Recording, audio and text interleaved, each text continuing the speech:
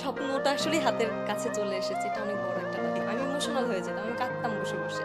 সত্যি যদি ডিউতে চান্স না পাই, ঢাবিতে না পাই, কি বলবো আম্মু আব্বুকে? যদি তুমি সত্যি স্বপ্ন দেখে থাকো, স্বপ্নটা যদি ছুতে চাও, ঘুম কেন আসবে? স্বপ্নটা সঠিকভাবে দেখতে হবে, তাহলে কখনোই ঘুম আসবে না। কারণ আমার যেটা মনে হয়, অ্যাডমিশন জার্নিতে যে যত বেশি এক্সাম দিবে, যে যত বেশি রিভিশন করবে, ঢাবি তত তার কাছে। এত কিছু হচ্ছে, আমি চান্স না পেলে আমি যাবো কই? আমাকে চান্স পেতে হবে। তার মধ্যে আমি ৩টা জিনিস সবসময় ভাবতাম যে এরকম হলো যে আমার সব ফ্রেন্ডরা চান্স পেয়ে গেল, আমি পেলাম না। বিষয়টা আমি কিভাবে মেনে নিব? একটা ব্যাপার থাকে। তারপরে দ্বিতীয় আরেকটা থাকে যে হ্যাঁ, আমি ফেল করে গেলাম। মানে দেখলাম যে রেজাল্টের দিন দেখলাম আমি ফেল করছি। এটাও তো মেনে নেওয়া আসলে সম্ভব না। তারপরে এমন হলো যে আমি আসলে চান্স পেয়েছি, কিন্তু সাবজেক্টটা আসলে আমি আমার মন মতো পাইনি। তখন এই ৩টা বিষয় সবসময় আমাকে ভাবাতো যে তাহলে একটু এমনভাবেই পড়াশোনা করি যেটা অ্যাকচুয়ালি স্বপ্নটা আমাকে হাতের মধ্যে এনে দিয়ে যাবে। এরকম একটা ব্যাপার।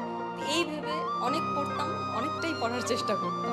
চান্স পাওয়ার পরে তো অবশ্যই আমি আমার ওই গ্রামের কথা যদি বলি, ওই অঞ্চলে একমাত্র এখন ভাবিয়ান। তো এটা হচ্ছে যেই শুনে যে মেয়ে কোথায় আছে, ঢাকা ইউনিভার্সিটিতে আছে, খুব ভালো লাগে। বিশেষ করে যখন এই কোটা আন্দোলনে আমরা তো আসলে ফার্স্ট ইয়ার, আমরা তো হলে যাইনি। হলে যেদিন গন্ডগোল হলো, সবাই ফোন দিয়ে দেওয়া শুরু করছে, মেয়ে কোথায় আছে, মেয়ে কি বাসায়?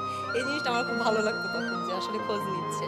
আর এখন দেখা যায় স্কুলের জুনিয়র, এলাকার যত জুনিয়র আছে, পরিচিতদের আঙ্কেল আন্টিদের ছেলেমেয়েরা সবাই এখন আসে যে ওকে একটু গাইডলাইন দিও, কোনটা করলে ভালো হবে, তুমি কোথায় কোথায় ছিলে, এই বিষয়গুলো জানতে চাই। এটা খুবই খুবই ভালো লাগে। আর বিশেষ করে যখন আমার মাকে ফার্স্টে এসে বলে যে আমি একটু মেয়ের সাথে কথা বলবো বা কি, তখন আম্মুর চেহারাটা সত্যি মানে দেখার মতো না, ওটা খুবই ভালো লাগে, শান্তি কাজ করে তখন। আর অ্যাডমিশন জার্নিতে আইডি ডিঅ্যাক্টিভ ছিল, একটা ফেক অ্যাকাউন্ট থেকে আমি ক্লাস করতাম, আর যেটা আমি আজকে রিভিল করলাম। এতদিন সবাই জানতো আম্মুর আইডি, বা আমার একটা ফেক অ্যাকাউন্ট ছিল।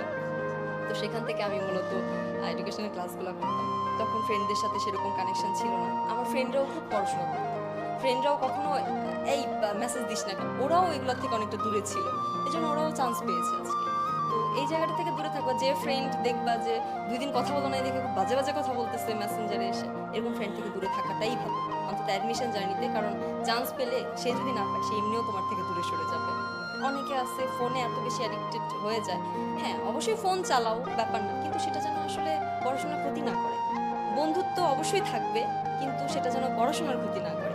এই 2টা জায়গা যে অনেক বেশি সচেতন। আবার অনেকের একটা সমস্যা থাকে, একদিন পড়ার পরে আগামী 2 দিন পড়াশোনা হয় না। এটা একটা বড় সমস্যা। আমি যেটা মনে করি যে একদিন যখন আমি পড়াশোনা করি, এত বেশি মোটিভেশন আসে, ঘুম খাওয়া বাদ দিয়ে পড়াশোনা করি, পরদিন সেই এনার্জিটা থাকে না পড়াশোনা, 2 দিন ঘুমিয়েই চলে যায়। তো দেখা যায় পরবর্তী 2-3 দিন পড়া হয় না। আমি অনেকের কাছেই শুনতাম যে দোস্ত একদিন পড়লাম, আর তো পড়া হচ্ছে না। আমার এরকম কখনোই হয়নি। রোজ ওই যে একটা নির্দিষ্ট টাইম ছিল, 6টা টু রাত 12টা, এই টাইমে আমার জাগার। ওই 12টার পর আমাকে কেউ পাবে না, আমি ঘুম। সর্বশেষ জুনিয়রদের উদ্দেশ্যে একটাই কথা বলা, ওই আমি আগেও অনেক টপিক এনেছি, রেগুলার পড়াশোনা করতে হবে, অন্যের রুটিন ফলো করা যাবে না, নিয়মিত ক্লাস করো। কোনো কারণে যদি ক্লাস মিস হয়, অবশ্যই সেটা পরে রেকর্ডেড ক্লাস করো।